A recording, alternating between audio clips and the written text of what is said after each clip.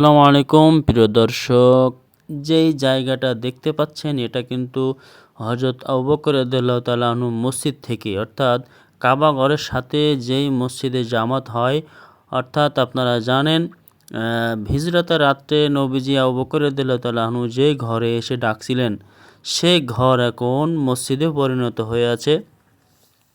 এই যে দেখতে পাচ্ছেন ৩ তালা মসজিদে পরিণত করা হয়েছে।